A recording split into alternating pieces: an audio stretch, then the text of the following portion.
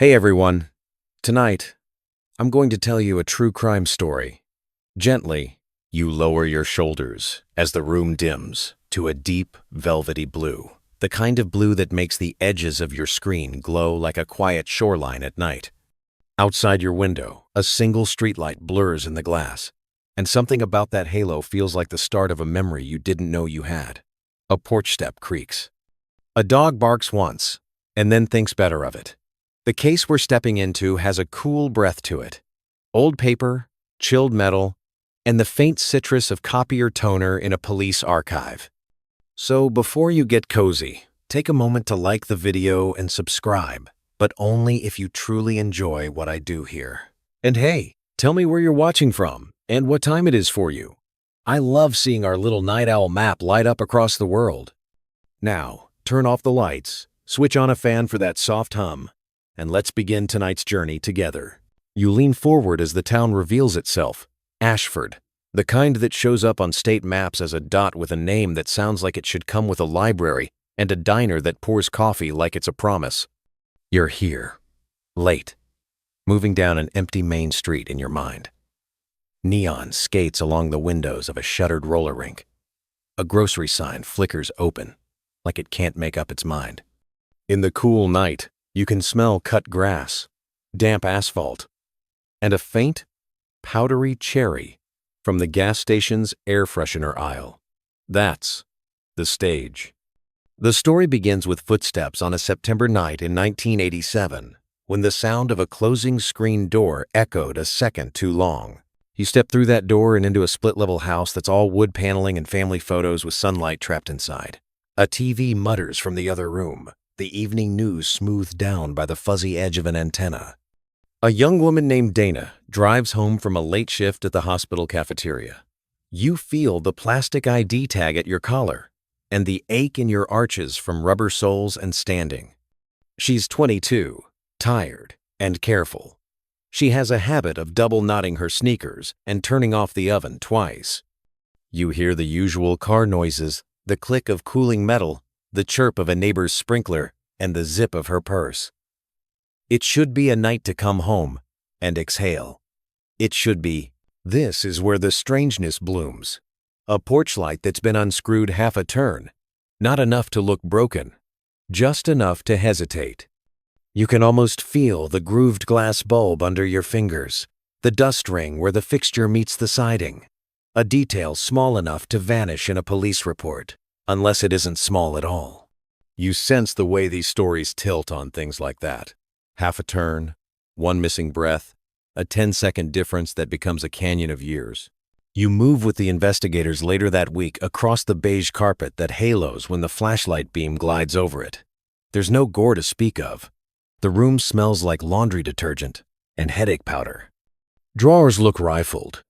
But maybe they're always like that when you're 22 and worn out from double shifts. The back door's latch was fussy, and that will become a point of confusion that spins like a coin on every table and never quite drops. The phone record shows a call that lasted 11 seconds at 12:03 a.m., just long enough for a breath, a name, or nothing at all.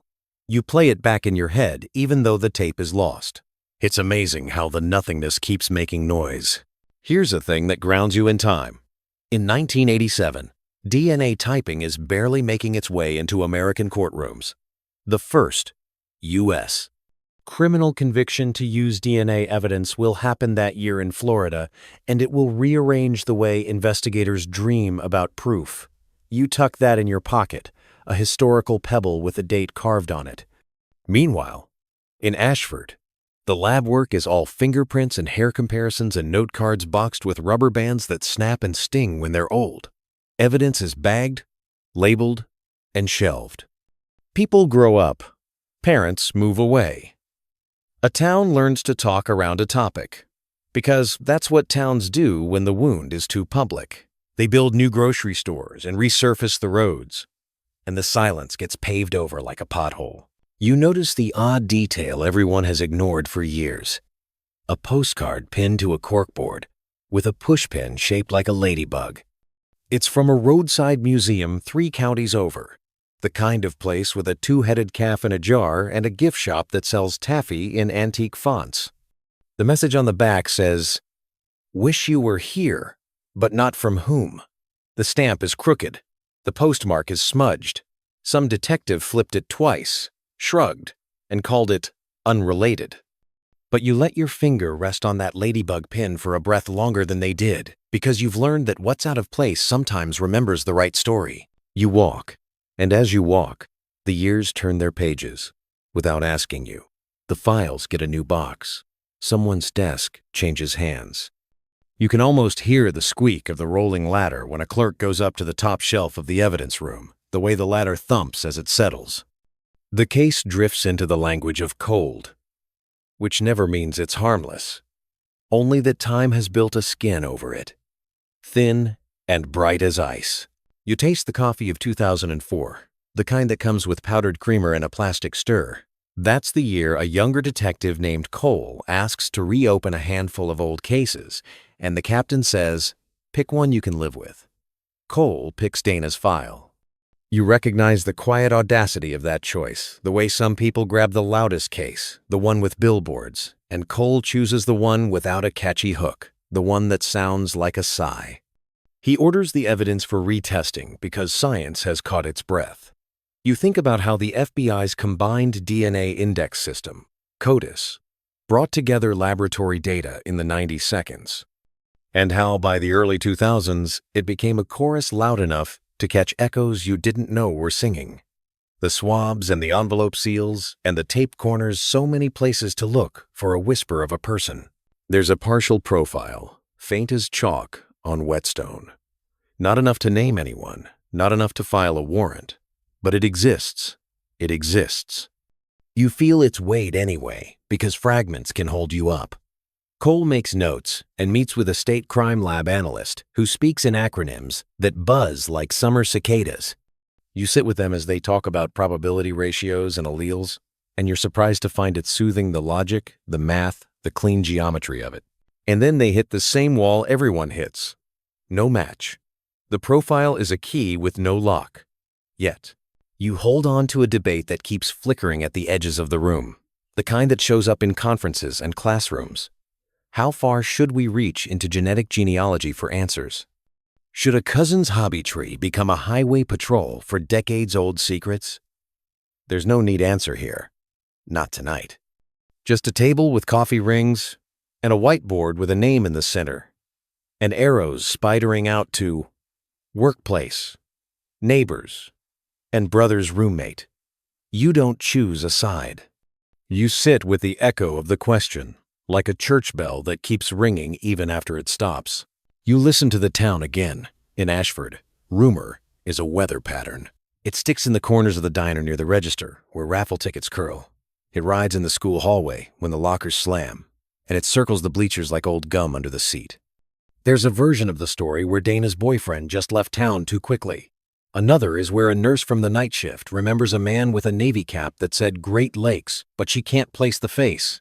And there's the one with the postcard, where a kid from the Midnight Bowling League swears he once saw those same ladybug pushpins at a hardware store that no longer exists.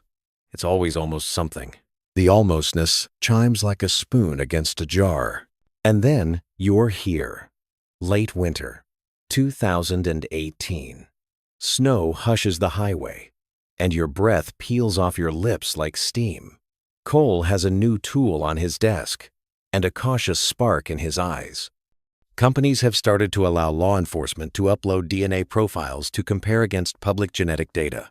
You can feel the hinge moving under you. He's not reckless. He is careful in that methodical, Midwestern way that looks like patience, but is simply relentless kindness applied to data. He gets a faint familial hit second cousin territory, the kind that doesn't solve anything by itself, but points a trembling finger at a family tree, with branches drooping just so. You touch the paper as he traces it. You sit in quiet cars outside quiet houses while he thinks about how time hides people in plain sight. There's a man whose name has never grazed the rumor mill, who moved 2 towns over, and who collects vintage road maps and fixes windshield chips in his garage. He's been a door greeter at the hardware store, the one that replaced the one with the ladybug pushpins. You follow Cole through those ordinary doors. If you listen closely, you hear the music of keys and plastic buckets, the squeal of cartwheels, and the friendly bell that rings every time someone walks in. The man smiles. He chats about rock salt. He doesn't know he's being woven into a tapestry that started 31 years ago with a porch bulb that wouldn't quite shine. You won't see anything dramatic tonight.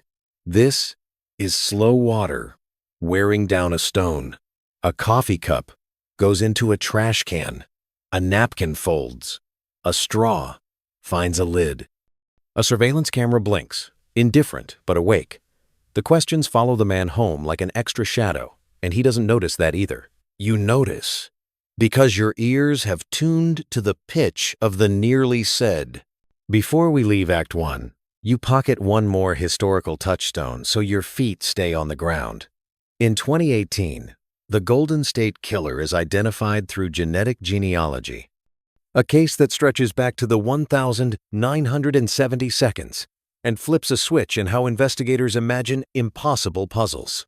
People argue the bell keeps ringing about privacy and the public good, about consent and closure. You feel both truths simmering like two kettles on the same stove. And somewhere in the steam, Ashford inhales. Now it's late. The fan hums.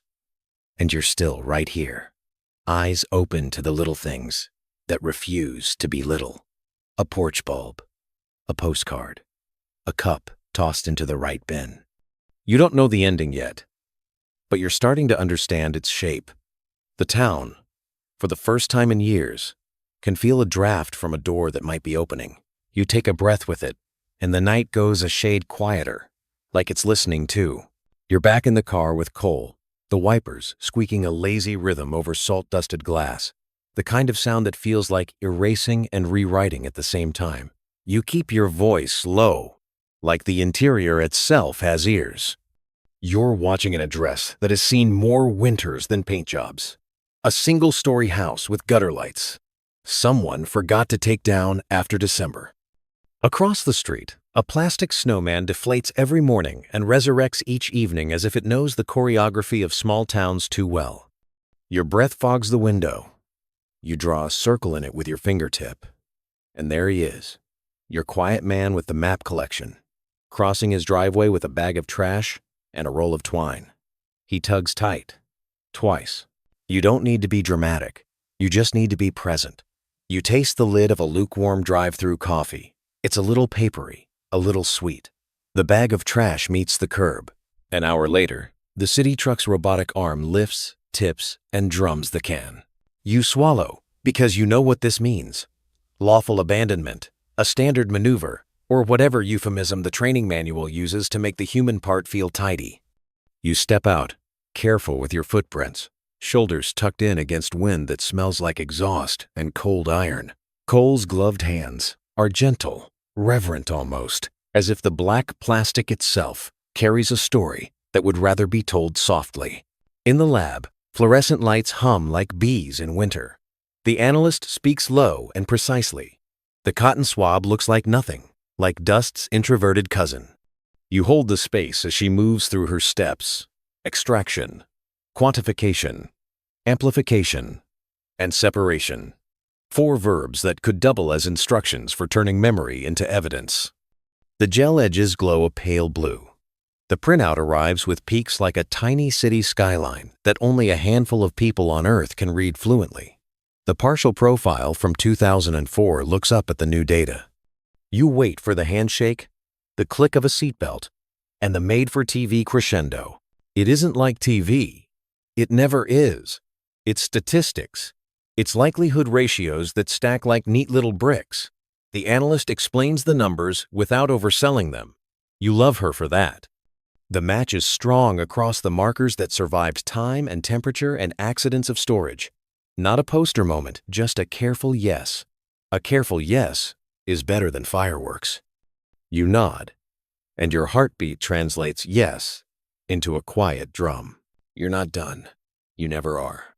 Paperwork begins. That bureaucratic snowfall you've come to respect. Warrants drafted, affidavits proofread, like love letters to caution.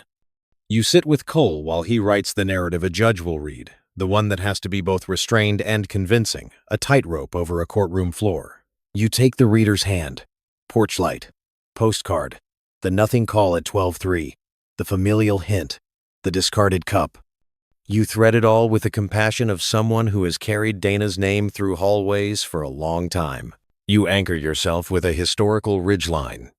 In 2013, the U.S. Supreme Court, in Maryland, versus King, held that taking DNA from arrestees for serious offenses is akin to fingerprinting part of the booking process.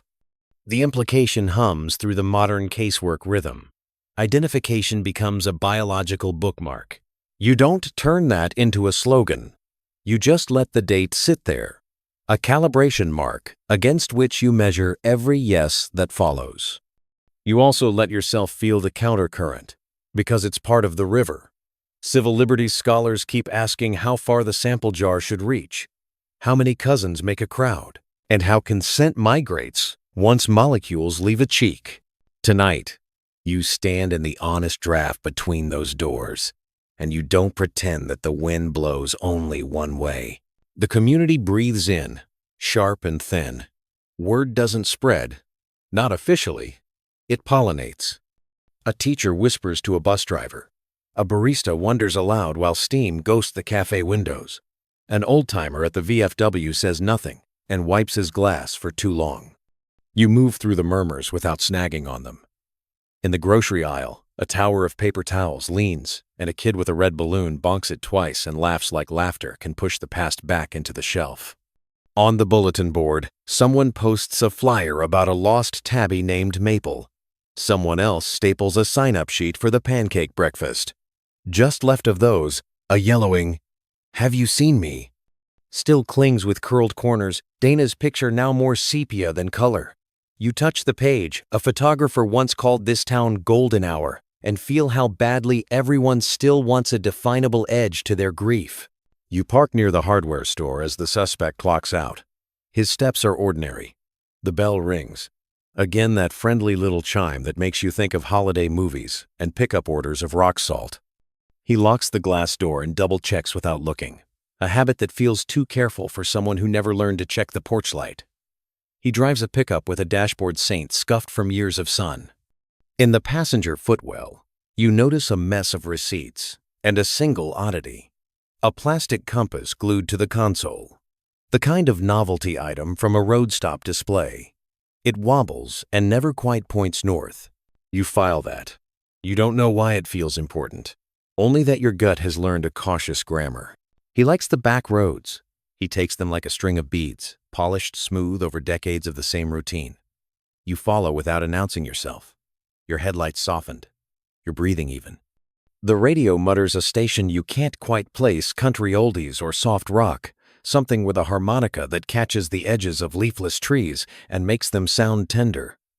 He pulls into a driveway you know too well now. The dog barks once, and then thinks better of it. Some things really do loop. The next morning, the judge signs. It's just a pen in a hand, on a winter desk, but it feels like someone opened a window in a room that didn't know it was stuffy. Cole nods once. A silent thanks to the drag of ink across paper. You're there for the knock, because you need to see whether the past looks surprised when it's called by name. It's not a slam, it's a polite knock, the kind you practice for neighbors and for ghosts. He answers in socks and a flannel shirt. He blinks at badges, at the polite language that holds a spine of steel. Search, seizure, place, items. He gestures like people do when they're asked to sit down in their own kitchens awkwardly, as if chairs changed shape while no one was looking. The refrigerator hums. On it, a magnetized notepad lists milk, bread, nails, 10D, and map fair Saturday. The word map lifts like a helium balloon in your chest. In the next room, on a bookshelf, a small glass dome protects a diorama of a lighthouse made from toothpicks. It's delicate work, steady hands, and patience stored as art. You can't decide if that makes you feel better or worse. You move respectfully. You put things back where you found them. You slip on the thin booties that make your steps whisper. The team photographs a tidy little universe of daily objects. A coffee mug with a tiny chip like a crescent moon, a metal tape measure, and a navy cap with Great Lakes embroidered in white. Your lungs forget how to coordinate for a second. The cap is a store-bought thing. Not rare, not proof, just a thread that tugs the whole fabric loose for a heartbeat. You find the weird detail that will live in your notebook forever. In the drawer with the rubber bands and lost screws, there's a ladybug pushpin. Just one. You can't swear it's the same brand as the one from Dana's corkboard because brands go out of business and packaging changes and memories bleed at the edges. But you feel the room tilt a fraction of a degree. You want to inhale and count to 5. You do. In the basement, the air grows colder and wetter, that soft fungal smell of old wood and laundry detergent mingled. There's a workbench with a line of jars that used to hold jam and now hold washers, grommets, and a collection of odd nails that don't match each other. A pegboard keeps the wrenches in disciplined rows. A black marker outlines each tool's shape like a chalk crime scene for sockets. On the wall above, a framed map of county roads from 1,986, hand creased into a star. The routes glint with highlighter, and you trace a path that starts at the hospital, takes a long way home, and ends in a cul-de-sac you recognize even when you wish you didn't. You notice an academic question surfacing again in your mind, the one that never resolves neatly. How should courts weigh touch DNA and secondary transfer in environments thick with contact? A whisper of a cell can travel like pollen. It can also speak plainly if handled right. You're not excusing or exaggerating, just acknowledging the lab's constant balance between significance and coincidence. You stand in that balance, feet apart, breath steady. It's part of why you watch the technicians tape and bag and label like liturgy. Neighbors gather without meaning to. They hover at the edges of their driveways, holding rakes, mugs, leashes, and all the props of ordinary life that feel suddenly theatrical. One woman in a green coat keeps saying, "He watches my cat when we go to the lake," as if repetition could press that sentence into a shield. A teenager films with her phone half hidden in her sleeve. Not to post she won't, but to prove to herself tomorrow that today really happened. A man in a bear's cap shakes his head and says nothing, which in small-town language is both restraint and volume. You step around the news vans, those metal birds that can smell a storm from 5 counties away. A reporter you know nods, respectful. She learned long ago that shouting into silence gets you only echoes. The camera operator leans on the tripod like a shepherd's staff. You pass through them like weather. You're not the story. You're a tide moving under it. At the station, the air tastes like dry heat and printer ink. Interview rooms always share the same anonymous DNA. A gray table, 2 chairs, and a wall clock that stutters time into little squares. He sits, palms flat, flannel sleeves rolled up one turn. He looks like he would rather be shelving paint cans. You can almost feel his relief at ordinary tasks, how he's built a life from errands and never looking too long into reflective surfaces. Cole begins soft, because soft is how truth hears itself. Name, address, work, the easy steps. Then the night shift questions, the 1,987 questions that smell like cut grass and late summer bug spray. The man's eyes move to the upper right, a sign of memory or story making. You don't assume either. He says he didn't know Dana. He says he was around, a word that fills space like foam but holds no weight. He rubs his thumb against his index finger, a small rhythm that becomes a metronome to the room. You present photographs without adjectives.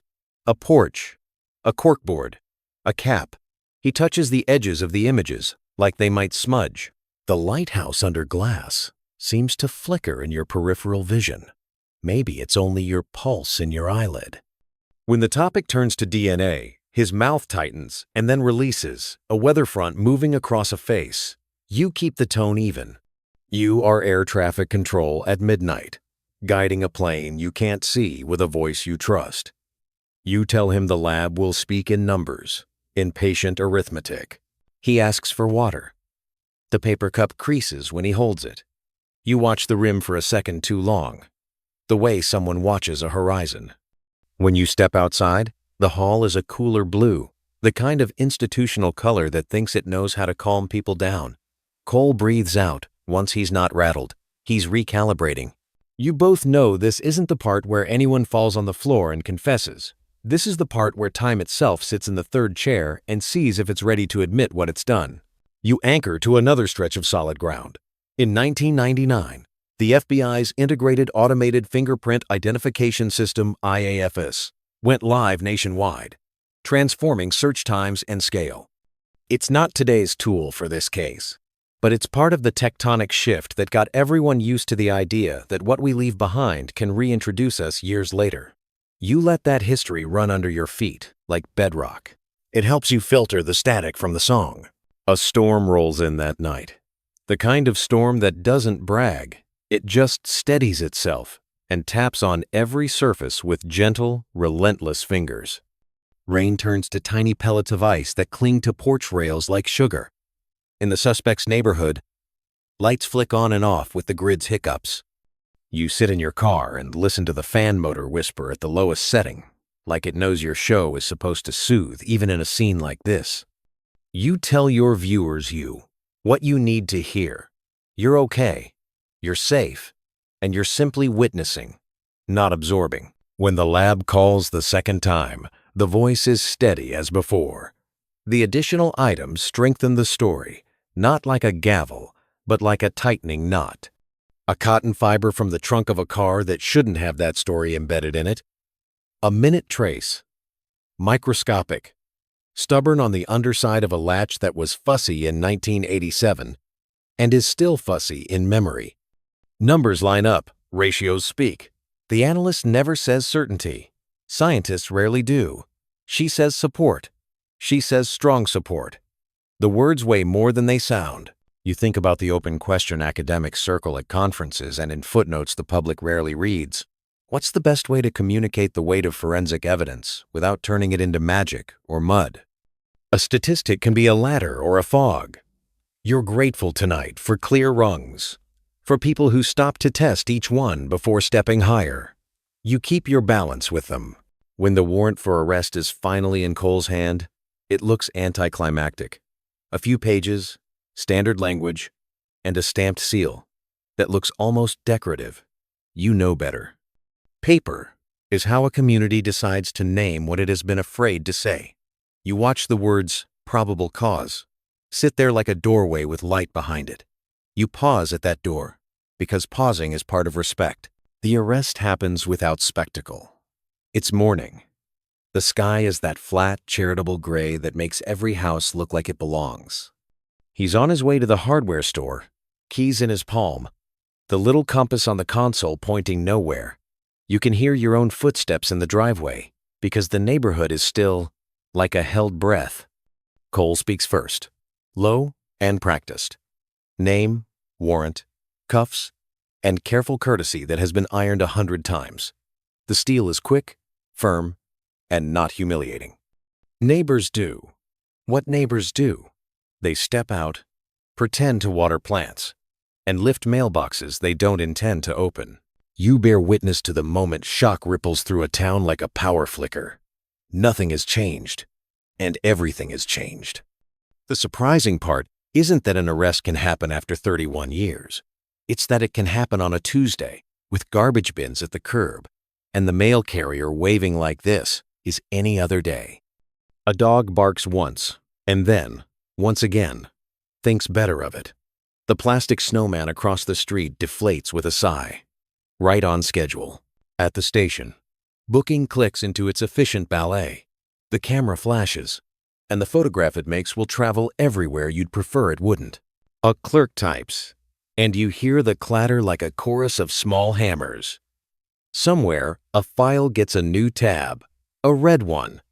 Somewhere else, a bell in someone's chest stops ringing for the first time in years, and another bell starts. You don't claim victory. You also don't pretend the ground hasn't shifted. You organize the next hours, like you're straightening a bedside table. Charges, counsel, first appearance. You answer a reporter's question with a sentence so measured it could double as a plank in a bridge. We believe we have probable cause connected to the 1987 homicide of Dana. And you use her full name because names are respect. You don't fill silence with speculation. You let the silence be a shape people can walk around and not trip on. The town moves into its new posture. The diner fills with cautious eyes and scrambled eggs. Someone starts a fundraiser for Dana's Memorial Scholarship, a project that had gone quiet for years because grief, unlike a checking account, doesn't gather interest. In the library, the newspaper microfiche machine hums like an aquarium. A pair of teenagers scrolls old headlines, the way archaeologists brush dust from carved names none of them can pronounce. In the high school hallway, a counselor meets a cluster of kids who suddenly realize that the adults around them are made of something other than certainty. You end the day where you began, with the porch light, not the one from 1987, which belongs now to the Museum of Moments You Can't Return. You're at your own door. You touch the bulb, make sure it's snug, then back it off half a turn. The glass cools under your fingers. You turn it back into place. You leave it burning. A signal, a vigil, a small vow that the story you're in will be told gently, even when it's heavy. You have one last oddity to slip into your pocket before we rest. A receipt from the suspect's glove compartment, dated the week before the arrest, from a roadside antique fair 2 counties over. He bought a postcard rack empty, just the spinning wire frame. Nobody sells postcards anymore. Not really. The cashier's note says, "Wobbly? Take care." You stare at that word wobbly, and it feels like the compass, the cap, the pushpin, and the state of this moment. Everything wobbles, then finds stillness, then wobbles again, and you let your mind ask, one more time, the unsolved question professors love to underline, and juries hold like a bird. How do communities metabolize closure when closure isn't a single meal, but a long series of small bites? You don't pretend to know. You only promise to sit at the table with them, with you, and keep the fan on low, keep the voice soft, and keep the light just bright enough to see the next step. The trial doesn't come right away. Nothing real ever does. You wait through the months like you're watching winter peel itself off the ground, one thin layer at a time. Snow turns to slush, slush to dust, and then one morning the trees look embarrassed by how green they've become. You're in the courthouse lobby, a place that smells faintly of lemon cleaner and nervousness. Every sound echoes the squeak of a shoe, the low cough of a bailiff, the creak of wooden benches that have held too many versions of hope. You sit behind Cole as the prosecutor adjusts her stack of folders. The suspect, no longer just he, now formally the defendant, sits a few rows away in a pressed shirt, like he still wants to be the man who blends into aisles of hardware and fluorescent light. His lawyer leans in and says something about chain of custody, contamination risk, and the usual song. The jurors listen with the blank faces of people trying to be fair, but quietly wondering if fairness ever stood a chance against time. You focus on the sound of paper turning sharp, deliberate. It reminds you of the pages in Dana's old journals that her sister once brought in, those corners softened by fingers that wanted to remember her handwriting. Her sister sits here now too, one row ahead, her hand wrapped around a small silver cross that belonged to Dana. When the prosecutor mentions the DNA comparison, the sister's thumb stills for half a second, and you can almost hear her heartbeat over the air conditioning hum. In the expert's testimony, science takes the stand, with its calm, technical cadence. The analyst explains polymerase chain reactions and probability ratios with the patience of someone who has spent years making invisible things visible. The words are dry, but sacred. You jot them down in your mind like a prayer. Amplification, isolation, match. She reminds the jury that statistics don't speak feelings. They only tell you how unlikely it is that 2 separate lives share the same molecular rhythm. You look at the defendant's face, it's unreadable. A map erased by rain. Then there's the defense, building careful scaffolding around reasonable doubt. They point to decades-old storage boxes, to climate-controlled rooms that maybe weren't always perfectly climate-controlled. They mention the transfer of touch DNA and how cells can move like dust. They question whether coincidence might have dressed up as evidence. You respect the precision. You have to.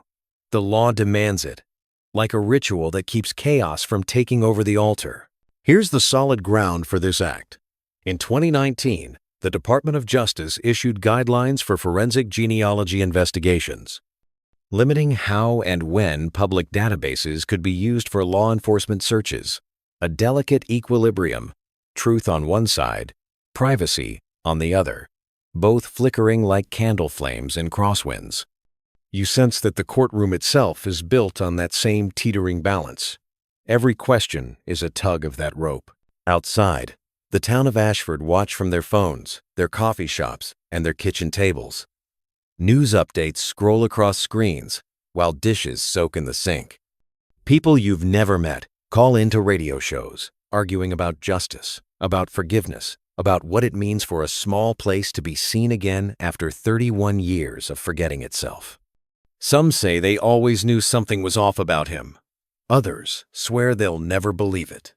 The local paper prints both opinions, side by side, like a mirror cracked down the middle.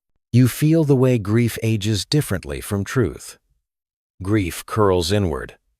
Truth wants to stand up and stretch. But when you put them in the same room, they blink at each other like strangers who share a resemblance they can't name. That's what today feels like. A reunion between parts of a story that didn't know the other existed. When the verdict comes, it's almost quiet. You expect a gasp, a sob, a noise big enough to mark history, but the air just tightens, like a muscle remembering strain. Guilty on all counts.